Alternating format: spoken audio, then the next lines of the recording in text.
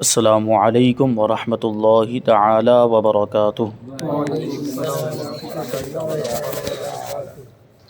نحمدہ ونصلی ونسلم علی رسولہ الکریم، اما بعد فاعوذ باللہ من الشیطان الرجیم، بسم اللہ الرحمن الرحیم۔ ان اللہ وملائکتہ یصلون علی النبی یا ایہا الذین آمنوا صلوا علیہ وسلموا تسلیما۔ اللہم صل علی سیدنا ومولانا محمد معدن الجود والکرم وآلہ الکرام وابنہ الکریم وبارک وسلم صلاۃ وسلاما علیک یا رسول اللہ صلی اللہ تعالی علیہ وسلم۔ آج بہت ہی پیارا بیان ہے کہ حضور پاک صلی اللہ علیہ وسلم کے جسم مبارک کا سایہ نہیں تھا، یعنی حضور پاک صلی اللہ علیہ وسلم چاہے سورج کی روشنی میں کھڑے ہو جائیں یا چاند کی چاندنی میں کھڑے ہو جائیں یا کوئی چراغ روشن ہو اور اس کی روشنی میں کھڑے ہو جائیں تو حضور پاک صلی اللہ علیہ وسلم کا سایہ نہیں پڑتا تھا۔ جیسے ہم اور آپ اگر کوئی ٹیوب لائٹ جل رہی ہے یا کوئی بلب جل رہا ہے اور اس کے مقابل اس کے سامنے کھڑے ہو جائیں تو سامنے والی جو چیز ہوگی اس پر ہمارے جسم کا سایہ پڑے گا۔ جیسے مثال کے طور پر دیوار ہے اس کے مقابلے میں، تو ہم بیچ میں کھڑے ہیں تو ہمارے جسم کا سایہ دیوار پہ پڑے گا یا زمین پہ پڑے گا، کسی نہ کسی چیز پر ہمارا سایہ پڑے گا، لیکن حضور پاک صلی اللہ علیہ وسلم کا سایہ نہیں تھا، جسم مبارک کا سایہ نہیں تھا۔ اور اس میں بہت ساری حکمتیں ہیں، اس کو ہم آگے سماعت کریں گے۔ اور سب سے بنیادی چیز ہے کہ نبی پاک صلی اللہ علیہ وسلم نور ہیں۔ اللہ تبارک و تعالیٰ نے اپنے نور سے نبی کے نور کو پیدا کیا، اور نور کا سایہ نہیں ہوتا، روشنی کا خود سایہ نہیں ہوتا، بلکہ روشنی کے مقابلے میں اگر کوئی چیز آتی تو اس کا سایہ پڑتا ہے، لیکن خود نور کا سایہ نہیں ہوتا، روشنی کا سایہ نہیں ہوتا۔ تو حضور پاک صلی اللہ علیہ وسلم نور ہیں، اس لیے آپ کا سایہ نہیں تھا۔ پھر دوسری بات یہ ہے کہ سایہ بھی انسان کے جسم کے مثل ہوتا ہے، جیسا ہمارا جسم ہوگا، جیسا کاٹھی جیسی ہوگی اور جیسی ہماری ساخت بناوٹ جسم کی، ویسا سایہ زمین پر پڑا کرتا ہے۔ تو اللہ تبارک و تعالیٰ کی قدرت کو یہ بھی گوارا نہ ہوا کہ حضور کا سایہ بھی حضور کے جیسا ہو، یعنی کوئی بھی مخلوق میں حضور پاک صلی اللہ علیہ وسلم کے جیسا نہیں ہے، تو اللہ تبارک و تعالیٰ نے حضور کے سایہ کو بھی نہ رکھا کہ حضور کا سایہ بھی آپ کے جیسا ہو جائے۔ یہ حضور پاک صلی اللہ علیہ وسلم کی بے مثل اور بے مثال شان ہے، یہ مرتبہ اللہ تبارک و تعالیٰ نے آپ کو عطا فرمایا۔ پھر ممکن ہے، ہو سکتا ہے کہ اگر بالفرض حضور پاک صلی اللہ علیہ وسلم کا سایہ ہوتا اور حضور پاک صلی اللہ علیہ وسلم چلتے تو آگے پیچھے چلنے والوں کا ممکن ہے کہ پاؤں پڑ جاتا سایہ پر،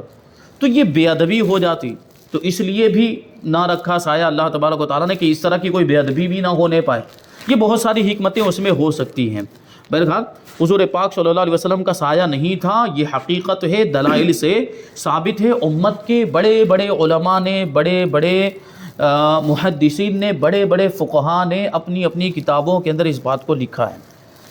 تو سوال یہ ہے کہ رسول اللہ صلی اللہ علیہ وسلم کا سایہ تھا یا نہیں، مدلل ارشاد فرمائیں۔ تو جواب یہ ہے کہ تاجدار رسالت شہنشاہ نبوت صلی اللہ علیہ وسلم کے جسد اطہر یعنی مقدس اور پاکیزہ جسم مبارک کا سایہ نہیں تھا۔ اور اس میں دلیل بیان کرتے ہیں کہ حکیم ترمذی نے حضرت ذکوان رضی اللہ تعالیٰ عنہ سے روایت کیا کہ ان رسول اللہ صلی اللہ علیہ وسلم لم یکن یرا لہ ظل فی شمس ولا قمر۔ ترجمہ ہے کہ سرکار دو عالم صلی اللہ علیہ وسلم کا سایہ نہ دھوپ میں نظر آتا تھا نہ چاند کی چاندنی میں نظر آتا تھا، یعنی دن میں بھی سایہ نہیں ہوتا تھا، رات میں بھی حضور پاک صلی اللہ علیہ وسلم کا سایہ نہیں ہوتا تھا۔ دوسرے نمبر پر حضرت عبداللہ ابن مبارک اور حافظ علامہ ابن جوزی محدث رحمہم اللہ تعالی حضرت عبداللہ ابن عباس رضی اللہ تعالی عنہ سے روایت کرتے ہیں کہ انہوں نے کہا کہ لم یکن لرسول اللہ صلی اللہ علیہ وسلم ظل ولم یقم مع شمس قط الا غلب ضوءه ضوء الشمس ولم یقم مع سراج قط الا غلب ضوءه على ضوء السراج۔ یعنی رسول اللہ صلی اللہ علیہ وسلم کے جسم مبارک کا سایہ نہیں تھا، اور حضور پاک صلی اللہ علیہ وسلم جب بھی آفتاب کے سامنے یعنی سورج کے سامنے کھڑے ہوتے تو نبی کریم صلی اللہ علیہ وسلم کا نور مبارک یہ سورج کی روشنی پر غالب آ جاتا، یعنی حضور پاک صلی اللہ علیہ وسلم کی سورج کی روشنی، آپ کا جو نور تھا وہ سورج کی روشنی سے بھی بڑھ کر ہوتا، اور سورج کی روشنی بھی آپ کے سامنے ماند پڑ جایا کرتی تھی۔ اور حضور پاک صلی اللہ علیہ وسلم جب کسی چراغ کی روشنی میں کھڑے ہوتے تو حضور پاک صلی اللہ علیہ وسلم کے نور کی جو کرن اور تابش ہوتی وہ اس کی چمک کو دبا دیا کرتی تھی، چراغ کی روشنی کو بھی دبا دیا کرتی تھی۔ یہ شان حضور پاک صلی اللہ علیہ وسلم کے نور کی، یہ جو الوفا نام کی کتاب، الوفا باحوال المصطفیٰ، اس کتاب کے اندر اس بات کو ذکر کیا ہے، حضرت عبداللہ ابن عباس کی روایت کو۔ تیسرے نمبر پر ہے امام علامہ حافظ جلال الدین سیوطی رحمۃ اللہ تعالی علیہ نے اپنی کتاب خصائص الکبریٰ میں اس معنی کے لیے ایک باب وضع فرمایا، یہ پورا ایک چیپٹر بنایا، اور اس میں حدیث زکوان ذکر کر کے نقل کیا ہے کہ قال ابن سبع من خصائصه ان ظلہ کان لا یقع علی الارض وانہ کان نورا فکان اذا مشى في الشمس او القمر لا ينظر له ظل قال بعضهم ويشهد له حديث قوله صلی اللہ علیہ وسلم في دعائه وجعلني نورا۔ حضرت ابن سبع نے کہا کہ حضور کے خصائص کریمہ میں سے یہ ہے، یعنی حضور کی خصوصیات میں سے یہ بات ہے کہ آپ کا سایہ زمین پر نہیں پڑتا تھا، اور آپ نور محض تھے، تو جب دھوپ یا چاندنی میں چلتے تو آپ کا سایہ نظر نہیں آتا تھا۔ بعض علماء نے فرمایا کہ اس کی شاہد اور اس کی دلیل وہ حدیث ہے کہ حضور صلی اللہ علیہ وسلم نے اپنی دعا میں عرض کیا کہ اے پروردگار مجھے نور بنا دے،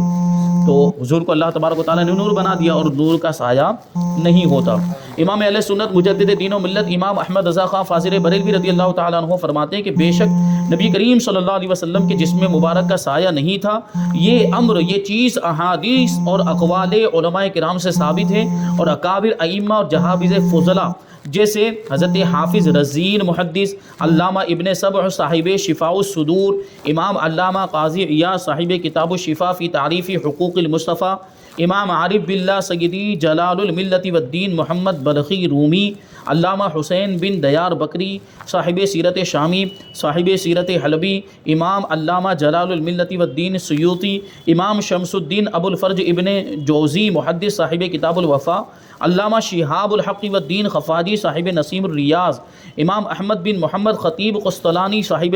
مواہب لدنیہ و منہج محمدیہ، فاضل اجل محمد زرقانی مالکی شارح مواہب، شیخ محقق مولانا عبدالحق محدث دہلوی، جناب شیخ مجدد الف ثانی فاروقی سرہندی، بحر العلوم مولانا عبدالعلی لکھنوی، شیخ الحدیث مولانا شاہ عبدالعزیز صاحب دہلوی وغیرہم، اجلہ فاضلین، بڑے بڑے علماء اور مقتدیان یعنی پیشوا، جو امت کے پیشوا ہیں، کہ آج کل کے مدعیان خام کار جو غلط دعوے کرتے ہیں حضور پاک صلی اللہ علیہ وسلم کے جسم مبارک کے تعلق سے کہ آپ کا سایہ تھا، یہ جو لوگ ہیں جو یہ کہتے ہیں کہ حضور کے جسم مبارک کا سایہ تھا، ان کو ان کی شاگردی بلکہ کلام سمجھنے کی بھی لیاقت نہیں، یعنی یہ اتنے بڑے بڑے علماء اور امت کے پیشوا اور مقتدیان ہیں، اور ایسے عظیم علم رکھنے والے ہیں کہ یہ جو آج کل کے جو دعویٰ کرنے والے ہیں ان کے سامنے کوئی حیثیت نہیں رکھتے، بلکہ ان کے شاگردوں میں بھی شمار نہیں ہو سکتے، تو ان کا کلام سمجھنا تو دور کی بات ہے۔ تو یہ سب بڑے بڑے علماء نے خلفاً عن سلفاً، یعنی بڑوں نے چھوٹے سے، چھوٹوں نے پھر اپنے بعد والوں کو دائماً اپنی تصنیف میں اس کی تصریح کرتے آئے، اور اپنی کتابوں کے اندر اس کو لکھتے رہے کہ حضور پاک صلی اللہ علیہ وسلم کا سایہ نہیں تھا، اور مفتی عقل اور قاضی نقل نے باہم اتفاق کر کے اس کی تاسیس اور تشیید کی، یعنی سارے علماء جو تھے انہوں نے اس کی تائید کی، اور اس کی تشیید کی کا مطلب یہ ہے کہ اس کی تصدیق کی کہ یقیناً حضور پاک صلی اللہ علیہ وسلم کے جسم مبارک کا سایہ نہیں تھا۔ حضور پاک صلی اللہ علیہ وسلم سورج کی روشنی میں کھڑے ہو جائیں یا چاند کی چاندنی میں کھڑے ہو جائیں یا کسی چراغ کی روشنی میں کھڑے ہو جائیں، حضور کے جسم مبارک کا سایہ نہیں پڑتا تھا۔ اور یہ اتنے علماء کرام کا اعلیٰ حضرت رضی اللہ تعالیٰ عنہ نے ان کے نام شمارہ کرائے ہیں فتاوی رضویہ کی 30ویں جلد جو فتاوی رضویہ جدید ہے، اور اسی میں اعلیٰ حضرت رضی اللہ تعالیٰ عنہ نے 3 رسالے تقریباً لکھے ہیں حضور پاک صلی اللہ علیہ وسلم کے جسم مبارک کا سایہ نہ ہونے کے تعلق سے، اور 3 رسالے لکھے ہیں جن میں دلائل کی روشنی میں اعلیٰ حضرت رضی اللہ تعالیٰ عنہ نے ثابت کیا ہے کہ حضور کے جسم مبارک کا سایہ نہیں تھا۔ تو یہ بڑی پیاری بات ہے، اور یہ عقیدے کی بات ہے، بڑی ایمان افروز بات ہے حضور پاک صلی اللہ علیہ وسلم کے جسم مبارک کا سایہ نہیں تھا۔ اب سوال یہ پیدا ہوتا ہے کہ چلو مانتے ہیں کہ حضور پاک صلی اللہ علیہ وسلم کا جسم جو ہے وہ نور سے بنا ہوا ہے، وہ نورانی جسم ہے، اس وجہ سے حضور پاک صلی اللہ علیہ وسلم کا سایہ نہیں تھا۔ لیکن سوال یہ ہے کہ حضور کپڑے پہنتے تھے، وہ کپڑا تو سوت سے بنا ہوگا، دھاگوں سے بنا ہوتا ہے اور کپاس وغیرہ سے بنا ہوگا، اور حضور پاک صلی اللہ علیہ وسلم کبھی چادر پہنتے تھے، کبھی ہاتھ میں عصا ہوتا تھا، لاٹھی ہوتی تھی، اور نالین پاک پہنتے، جوتے جو چمڑے کے بنے ہوئے ہوتے تھے، کبھی امامہ شریف پہنتے تھے۔ تو یہ سب چیزیں تو نورانی نہیں تھی، یہ تو نور سے نہیں بنی تھی، تو ان کا سایہ کیوں نہیں ہوتا تھا؟ تو یقیناً حضور پاک صلی اللہ علیہ وسلم جب لباس پہنتے تھے تو سایہ نہ ہونے کا مطلب یہ ہے کہ پھر ان چیزوں کا بھی سایہ نہیں ہوتا تھا، کیونکہ مطلق صحابہ کرام نے بغیر کسی تفصیل کے یہ بیان کیا، جو جن صحابہ کرام سے یہ روایت ہے، بغیر کسی تفصیل کے یہ بات بیان کی، انہوں نے کہیں پر یہ نہیں ذکر کیا کہ حضور پاک صلی اللہ علیہ وسلم کے بدن مبارک پر کپڑا نہ ہوتا تو سایہ نہیں پڑتا تھا، بلکہ ان کی روایتوں سے یہی ظاہر ہوتا تھا کہ حضور پاک صلی اللہ علیہ وسلم لباس پہنے ہوئے ہوتے تھے، ہاتھ میں کبھی عصا بھی ہوتا اور نالین مبارک بھی پہنے ہوئے ہوتے، امامہ شریف بھی پہنے ہوئے ہوتے تھے، اس کے باوجود سایہ نہیں پڑتا تھا۔ اس کا مطلب یہ ہے کہ جسم مبارک کا سایہ تو نہیں تھا، ساتھ میں جو چیزیں جسم مبارک سے مس ہو جاتی تھیں، جن کو حضور پاک صلی اللہ علیہ وسلم زیب تن فرما لیتے تھے، جو لباس پہن لیتے تھے، نالین مبارک پہن لیتے تھے، وہ چیزیں بھی نورانی ہو جایا کرتی تھیں حضور پاک صلی اللہ علیہ وسلم کے نور کے صدقے میں، پھر حضور کے جسم مبارک کی طرح ان چیزوں کا بھی سایہ نہیں ہوتا تھا۔ ابھی بیچ میں ایک سوال یہی آیا تھا کہ ایک جگہ پر حضور پاک صلی اللہ علیہ وسلم کا کرتا مبارک موجود ہے، اب وہ کرتا مبارک کو جو ہے کہ وہ لائٹ مار کر دیکھتے ہیں، اور بعض جگہوں سے یہ چیز بھی سوال آیا کہ کچھ جگہوں پر حضور پاک صلی اللہ علیہ وسلم کا منہ مبارک ہے تو وہ لائٹ مار کے چیک کرتے ہیں کہ اس کا سایہ ہوتا ہے کہ نہیں ہوتا ہے۔ یہ سب جو ہے کہ جہالت کی باتیں ہیں، یہ جانچنا نہیں چاہیے، یہ عقیدت اور ایمان کی کمزوری کی دلیل ہے۔ یہ ہمیں جانچنے کا حق کس نے دیا کہ حضور پاک صلی اللہ علیہ وسلم کے منہ مبارک کو اس طریقے سے اس کا امتحان لیں، اس کو آزمائیں کہ یہ اس کا سایہ پڑ رہا ہے کہ نہیں پڑ رہا ہے؟ تو یہ چیزیں دیکھی جاتی ہیں اور اس طرح لوگ کرتے ہیں، تو ایسا نہیں کرنا چاہیے، کیونکہ یہاں بات بالکل صاف ہے کہ یہ ساری چیزیں جب تک حضور پاک صلی اللہ علیہ وسلم کے جسم مبارک پر رہی تو حضور کے جسم مبارک کی برکت سے یہ لباس وغیرہ یہ سب نورانی ہو گئی، تو ان کا سایہ نہیں پڑتا تھا جب تک حضور کے جسم مبارک پر رہتی یہ ساری چیزیں، اور جب جسم مبارک سے جدا ہو جاتی تو ان کا سایہ پڑ جائے تو اس میں کوئی بعید بات نہیں، کوئی ناممکن بات نہیں ہے، کیونکہ سایہ نہ ہونا حضور کے جسم مبارک کی نسبت کی وجہ سے تھا۔ تو اگر کرتا مبارک کا سایہ پڑ رہا ہے یا اگر بال مبارک کا سایہ بھی ہے تو اس سے اس بات میں کوئی فرق نہیں آتا کہ حضور کے جسم مبارک کا سایہ نہیں تھا۔ تو حضور پاک صلی اللہ علیہ وسلم کی یہ ساری چیزیں بھی نورانی ہو جاتی تھیں، اور جو جسم مبارک سے مس ہو جاتی، جو چادر مبارک حضور زیب تن فرماتے تو وہ چادر بھی نورانی ہو جاتی تھی۔ بلکہ ایک واقعہ تو علامہ جلال الدین رومی رحمۃ اللہ تعالی نے بڑا ہی پیارا یہ واقعہ لکھا ہے کہ یہ چادر مبارک کی برکت دیکھیں کہ حضور